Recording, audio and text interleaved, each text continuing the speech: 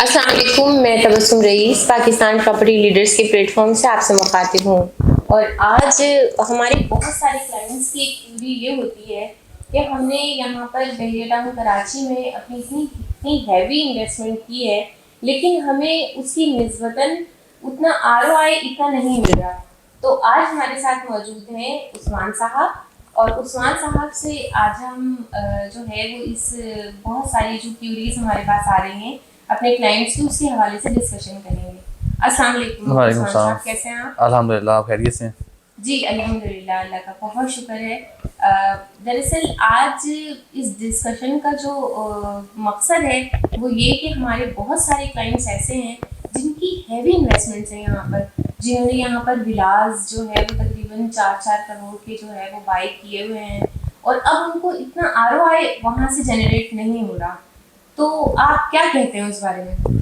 अच्छा, इसमें देखें, फ़र्स्ट ऑफ ऑल तो जितने भी हमारे क्लाइंट्स हैं जो हमारी रेगुलर बेसिस पे वीडियोस भी देखते हैं, अच्छा उसमें ये ऐसा नहीं है कि जिनकी इन्वेस्टमेंट है यहाँ पे और उन्होंने यहाँ पे पैसे नहीं कमाए, ठीक है, और उन्होंने अच्छा जो है ना वो आरओआई जो है ना वो जनरेट नहीं किया। आज से पहले बहुत सारी चीज़ें ऐसी थी जिसके अंदर जो है ना इन्होंने यानी कि बहुत बड़े मार्जिन के साथ जो है ना अपनी प्रॉपर्टी से फ़ायदा उठाया, ठीक है, लेकिन आज स्टिल आज भी लोग जो है ना वो उसके रिलेटेड जो है वो उसका अल्टरनेट ढूंढ रहे हैं। यानी कि अल्टरनेट किस मद में ढूंढ रहे हैं, लाइक कि किसी की रेजिडेंशियल प्रॉपर्टी है तो उसको वो कमर्शियल में जो है ना वो लेकर आ रहे हैं, यानी कि एक्सचेंज प्रॉपर्टी हम कह सकते हैं कि इस तरह कर रहे हैं, इस मद में आ रहे हैं कि लाइक जिसके पास, अगर आप विला की बात करती हैं कि जिसने इन्वेस्टमेंट की थी 3 करोड़ तक की, वो अगर रेंट वहाँ से वो जनरेट कर रहा है, रेंट की मद में अगर मैं बात करूँ तो वो तकरीबन अगर 30,000 से लेके 60-70,000 तक का रेंट जो है ना वो ले रहा है, तो इतनी बड़ी प्रॉपर्टी के ऊपर तो ये एक अच्छा जो है ना वो रिसोर्स नहीं है। तो उसके अकॉर्डिंगली कुछ ऐसे ऑप्शंस भी हैं, कुछ ऐसी चीज़ें भी हमने की हैं यहाँ पे कि हमने लाइक कमर्शियल की तरफ उनको मूव किया है। लाइक ग्राउंड फ्लोर के ऊपर आप आ जाएँ, वो ले लें, आप उसका अच्छा रेंट जनरेट कर सकते हैं, ठीक है, लाइक कि आप 2 लाख से लेकर 2.5-3 लाख रुपए पर मंथ जो है ना वो आप रेंट यहाँ से ले सकते हैं। तो ये हमने बेस्ट से बेस्ट सोल्यूशन भी उनको दिए हैं। और अभी भी अल्हम्दुलिल्लाह बहुत सारे क्लाइंट ऐसे हैं जो कि इस तरह की ट्रांजैक्शन से सेटिस्फाई हैं और अपनी प्रॉपर्टी के लेकर यहाँ पे खुश हैं, और अल्हम्दुलिल्लाह अपना जो है वो बिज़नेस भी कर रहे हैं यहाँ पे लोग। सही। जैसे मिसाल के तौर पर अगर हम प्रीसेंट 19 में 3 बेड अपार्टमेंट की अगर हम बात करते हैं, तो ऐसे कुछ क्लाइंट्स हैं जिन्होंने अच्छी मार्केट में तकरीबन 2 करोड़ का एक अपार्टमेंट जी लिया जी। है, और आज जो है वो सिर्फ 55,000 रुपये रेंट अवेल कर रहे हैं। तो कंपैरेटिवली अगर हम देखा जाए तो ये रेंट इतनी हैवी इन्वेस्टमेंट के अगेंस्ट कुछ समझ में नहीं आता। वही चीज़ है ना कि देखें, यहाँ पे जो रेजिडेंशियल यूनिट है, ठीक है, उसके अंदर आपको रेंट की अगर आप बात करें तो अभी रेंट आपको यहाँ पे इतना ही मिलेगा। लाइक ये वाले अपार्टमेंट हैं जो जिन्होंने यहाँ पे लिए थे, बहरिया ने अगर ये दिए थे, लाइक वो बहुत कम पैसों के अंदर दिए थे, लेकिन ये है कि लोगों ने यहाँ पे वेट किया, वेट एंड सी के ऑप्शन पे गए, और जिन्होंने ये चीज़ें की हैं तो वो अल्हम्दुलिल्लाह प्रॉफिट में आज भी। अगर उनकी 2 करोड़ की प्रॉपर्टी की वर्थ है आज मार्केट के अंदर, ऐसा नहीं कि वो लॉस में है, ठीक है, जिन्होंने पहले पहले यहाँ पे बुकिंग करवाई हुई थी तो आज फ़ायदे में हैं वो भी।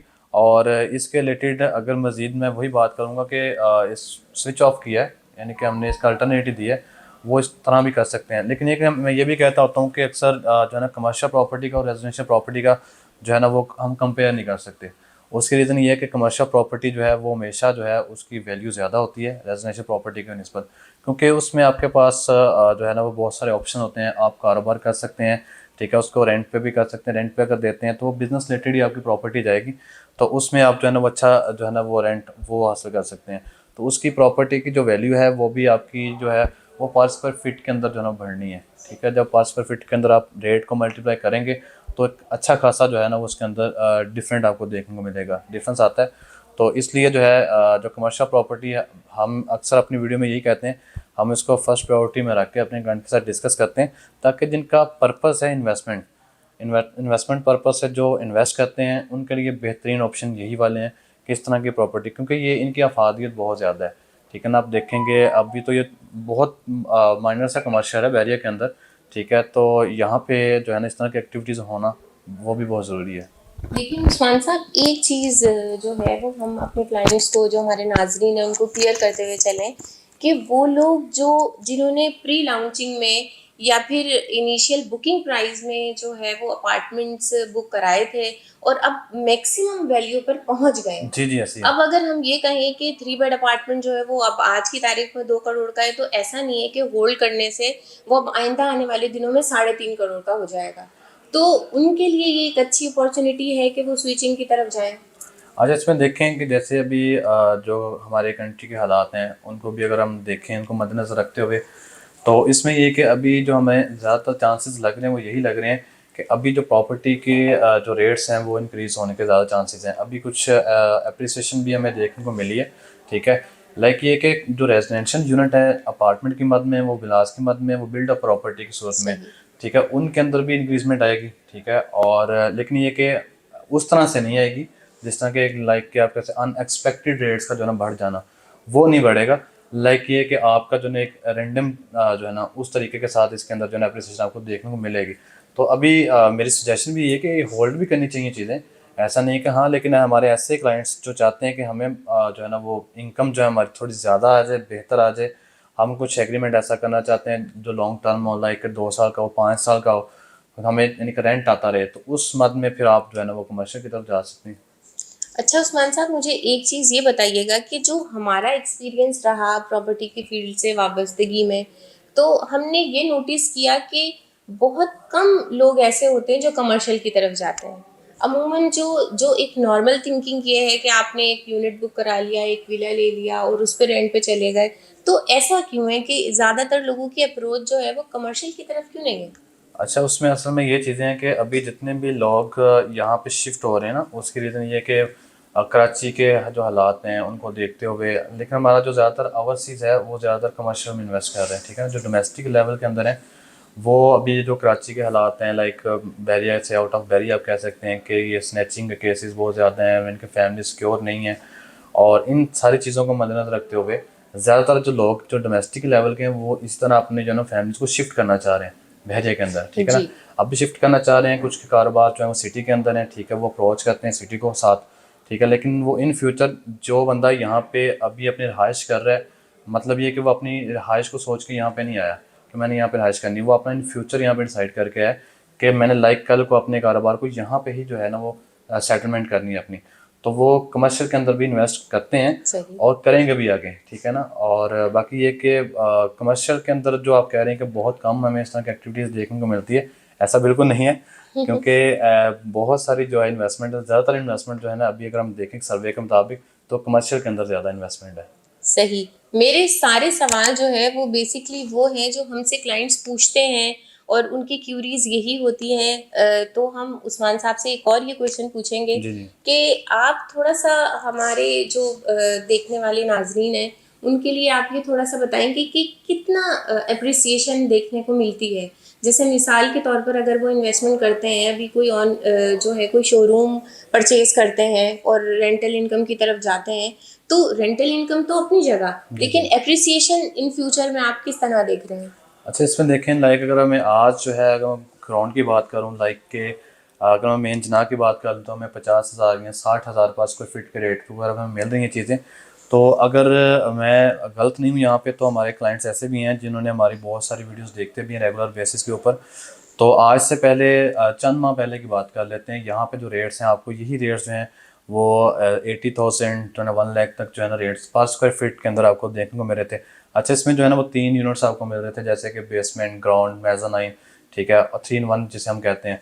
तो अभी जो है इन फ्यूचर हम ये चीज़ें देख रहे हैं कि आने वाले टाइम के अंदर जो है ना आपके इन्हीं ग्राउंड्स के अंदर जो है ना एप्रिसिएशन जो है वो मिनिमम मैक्सिमम जो है ना आपकी वो पर स्क्वायर फीट के अंदर आएगी, और वो 1000 के अंदर आएगी, ठीक है। जब आप सही। 1000 को आप स्क्वायर फीट एरिया के साथ मल्टीप्लाई करेंगे, तो एक हैवी जो है ना वो आप इसका प्रॉफिट जो है ना वो जनरेट करेंगे साथ।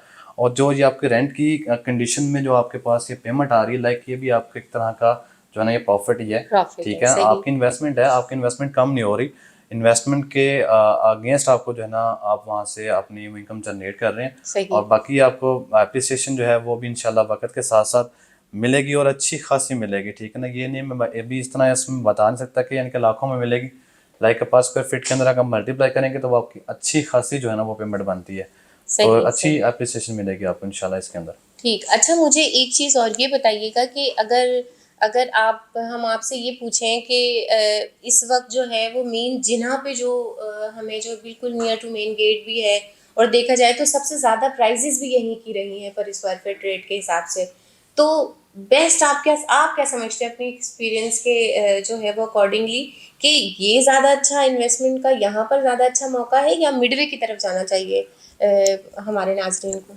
अच्छा, इसमें देखेंगे किसी भी सोसाइटी को आप देख लें इंटरनेशनल किस्म की, जैसे ये बहरिया की, तो जो मेन गेट होता है उसकी जो है ना वो सही। अहमियत ज़्यादा होती है। उसके जितने भी नज़दीक वो रेजिडेंशियल यूनिट होंगे, वो कमर्शियल होंगे, उसके अंदर आप देखेंगे उसकी वैल्यू जो है ना वो डी वैल्यू नहीं होती प्रॉपर्टी। सही। ठीक है, उसकी वैल्यू बढ़ती ही रहती है।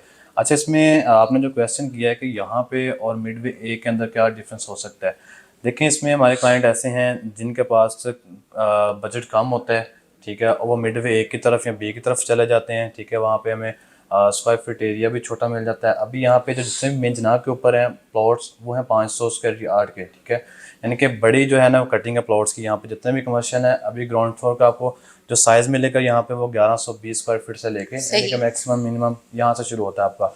मिडवे की तरफ आप जाएंगे तो आपको स्मॉल यूनिट देखने को मिलेंगे, सही। जिसमें 420 470 स्क्वायर फीट से जो है ना शुरू होंगे, लाइक आपके 800 1000 तक जो है ना स्क्वायर फीट के अंदर बात जाएगी। तो बड़ी इन्वेस्टमेंट जहाँ पे होगी वहाँ पे बड़ा प्रॉफिट आपको होगा। ठीक है, इसी तरह जो है ना हर क्लाइंट जो है अपने बजट को देखते हुए और अपनी जो प्रायोरिटी हैं उनको मद्देनजर रखते हुए इस तरह के इन्वेस्टमेंट के लिए स्टेप लेते हैं। सही।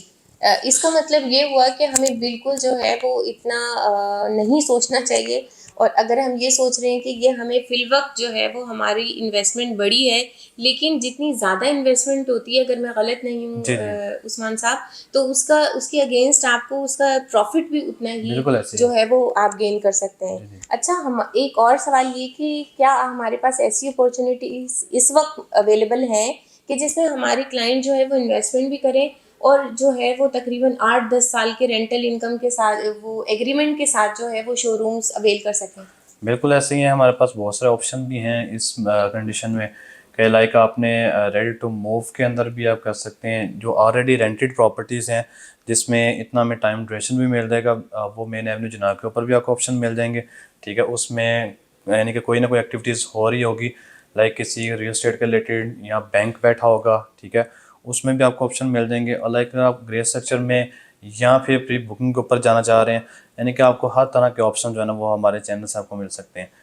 तो ये अभी जो है ना आपके लिए फ्रूटफुल जो है ना वो साबित होंगी चीज़ें। तो इंशाल्लाह आने वाले टाइम के अंदर भी आपको जो इसका अच्छा रिटर्न मिलेगा। ये हमारे साथ जो थे वो मौजूद थे उस्मान साहब, और इन्होंने अपने अपने जो जितना भी इनका एक्सपीरियंस था उसके हवाले से आप लोगों को बताया कि किस तरीके से आप जो है वो अपनी फ्रूटफुल इन्वेस्टमेंट करके और जो है वो ROI जनरेट कर सकते हैं।